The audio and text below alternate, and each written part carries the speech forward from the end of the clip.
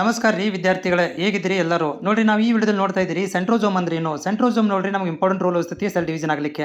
So cell division ಆಗಲಿಕ್ಕೆ ತುಂಬ important role ವಹಿಸೋದ್ರ ಜೊತೆಗೆ ಇದು ಸೆಂಟ್ರೋಜೋಮ್ ಒಳಗಡೆ ಮಿಡ್ಲ್ ಭಾಗದಲ್ಲಿರುವಂಥ ರೀಸನ್ ಸೆಂಟ್ರಲ್ ಭಾಗದಲ್ಲಿ ಏನಾಗಿದೆ ಅಂತಂದ್ರೆ ಇದು ಎರಡು ಸಿಸ್ಟರ್ ಕ್ರೋಮಟೈಡ್ಗಳನ್ನು ಹ್ಯಾಡ್ ಮಾಡಿ ಇಟ್ಕೊಂಡಿದೆ. ಇದಕ್ಕೆ ನಾವು ಸೆಂಟ್ರೋಜೋಮ್ ಅಂತ ಕರಿತೀವಿ.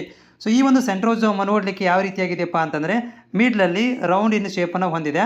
ಓಕೆ, ರೌಂಡ್ ಶೇಪಲ್ಲಿದೆ. ಅದ್ರ ಜೊತೆಗೆ ಇದರಲ್ಲಿ ಏನಿದಾರಪ್ಪ ಅಂದರೆ ಫೈಬರ್ಸ್, ಸ್ಪಿಂಡಲ್ ಫೈಬರ್ಗಳನ್ನು ಹೊಂದಿದೆ. ಇದು ಸ್ಪಿಂಡಲ್ ಫೈಬರ್ಗಳು ಏನು ಮಾಡ್ತಾವಪ್ಪ ಅಂತಂದರೆ ನಮ್ಮ ಕ್ರೋಮೋಜೋಮ್ಗಳ ಆರ್ಮ್ಗಳನ್ನು ಎರಡೂ ಕಡೆಯಿಂದ ಟೈಟ್ ಮಾಡಿ ಹಿಡ್ಕೊಂಡಿದೆ. ಹೀಗಾಗಿ ಇದು ಸೆಲ್ ಡಿವಿಷನ್ ಮಾಡಬೇಕಾದ್ರೆ ತುಂಬ ನಮಗೆ ಹೆಲ್ಪ್ ಆಗುತ್ತೆ ಸೆಲ್ಗಳಿಗೆ. ಇದರ ಫಂಕ್ಷನ್ ಏನಂತಂದರೆ ಇದು ಕ್ರೊಮ್ಯಾಟೈಡ್ಗಳನ್ನು ಟೈಟಾಗಿ ಹೆಲ್ಡ್ ಮಾಡಿ ಇಟ್ಕೊಂಡಿದೆ ಮತ್ತು ಮೆಟಾಫೇಸ್ ಒಳಗಡೆ ಪ್ಲೇಟ್ಗಳನ್ನು ಕ್ರೋಮೋಸೋಮ್ ಪ್ರಾಪರಾಗಿ ಅಲಿಗ್ಮೆಂಟ್ ಆಗಲಿಕ್ಕೆ, ಯಾವುದು ಮೆಟಾಫೇಸ್ ಪ್ಲೇಟ್ ಒಳಗಡೆ ಕ್ರೋಮೋಸೋಮ್ಗಳು ಪ್ರಾಪರಾಗಿ ಅಲಿಗ್ಮೆಂಟ್ ಆಗಲಿಕ್ಕೆ ಸಹಾಯ ಮಾಡುತ್ತೆ. ಜೊತೆಗೆ ಇನ್ನೊಂದು ಏನಂತಂದರೆ ಇಲ್ಲಿ ಮೈಟೋಸಿಸ್ ಮತ್ತು ಮಿಯೋಸಿಸ್ ಕಂಡೀಷನ್ ಒಳಗಡೆ ಇದು ಕೂಡ ಏನಾಗುತ್ತೆ ಅಂದರೆ ಅಕ್ಯುರೇಟ್ ಆದಂಥ ಸಿಗ್ರಿಗೇಷನ್ ಮಾಡುತ್ತೆ ನಮ್ಮ ಕ್ರೋಮೋಸೋಮ್ಗಳಿಗೆ. ಅದರ ಜೊತೆಗೆ ಇನ್ನೊಂದು ಏನಂದರೆ ಡುಪ್ಲಿಕೇಶನ್ ಆಗೋದು, ಲಾಸ್ ಆಫ್ ದಿ ಕ್ರೋಮೋಸೋಮ್ ಆಗೋದನ್ನು ತಡೀತಿದ್ದು. ಇದು ಎದರಿಂದ ಮಾಡಲ್ಪಟ್ಟಿದೆ ಅಂತಂದರೆ ಈ ಒಂದು ನಮ್ಮ ಸೆಂಟ್ರೋಜೋಮ್ಗಳು DNA ಸೀಕ್ವೆನ್ಸ್ಗಳಿಂದ ಮಾಡಲ್ಪಟ್ಟಿದೆ. ಅದರ ಜೊತೆಗೆ ಪ್ರೋಟೀನ್ ಕಾಂಪ್ಲೆಕ್ಸ್ದಿಂದ ಮಾಡಲ್ಪಟ್ಟಿದೆ. ಜೊತೆಗೆ ಸ್ಪೆಂಡಲ್ ಫೈಬರ್ಸ್ಗಳಿಂದ ಇದು ಹೊಂದಿದೆ. ನೆಕ್ಸ್ಟ್ ಇದೇನಪ್ಪ ಅಂದರೆ ಇದರಲ್ಲಿ 4 ಟೈಪ್ ಅದಾವೆ ರೀ.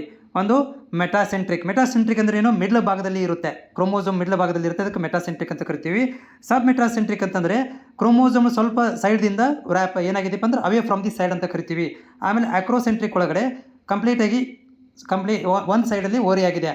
ಆಮೇಲೆ ಇನ್ನೊಂದು ಯಾವುದಂದರೆ ಟೆಲೋಸೆಂಟ್ರಿಕ್ ಒಳಗಡೆ ಕಂಪ್ಲೀಟಾಗಿ ಹೊರಗಡೆನೇ ಬಂದುಬಿಟ್ಟೆ. ಅಂದರೆ ಸೆಂಟ್ರೋಜೋಮ್ ಮಿಸೋಜೋಮದ ಈಗ ಕ್ರೋಮೋಸೋಮದ ಕಂಪ್ಲೀಟಾಗಿ ಹೊರ ಎಂಡ್ ಭಾಗದಲ್ಲಿ ಬಂದು ಜಾಯಿಂಟ್ ಆಗಿದೆಯಲ್ಲ, ಅದಕ್ಕೆ ನಾವು ಟೆಲೋಸೆಂಟ್ರಿಕ್ ಅಂತ ಕರಿತೀವಿ. ಇನ್ ಕೇಸ್ ಆಫ್ ಇದೇನಾದರೂ ಇರಲಿಲ್ಲ ಅಂದರೆ ಏನಾಗುತ್ತೆ, ಸೆಲ್ ಡಿವಿಷನದಲ್ಲಿ ಇದು ಪ್ರಾಬ್ಲಮ್ ಆಗುತ್ತೆ. ನಮ್ಮ ಕ್ರೋಮೋಸೋಮ್ಗಳನ್ನು ಸರಿಯಾಗಿ ಟೈಟ್ ಮಾಡ್ಕೊಳ್ಳಿಕ್ಕೆ ಸಹಾಯವಾಗೋದಿಲ್ಲ. ಆಮೇಲೆ ಅಬ್ನಾರ್ಮಲ್ ಕ್ರೋಮೋಸೋಮ್ ಡೆವಲಪ್ಮೆಂಟ್ ಆಗಿಬಿಡ್ತಿದ್ದು. ಆಮೇಲೆ ಏನಾಗ್ತಿದೆ ಅಂದರೆ ಕ್ರೋಮೋಸೋಮ್ಗಳು ಕಂಪ್ಲೀಟಾಗಿ ಸಪ್ರೇಟಾಗಿ ಎರಡು ಸಪ್ರೇಟ್ ಆಗಿಬಿಡ್ತಿದ್ದು.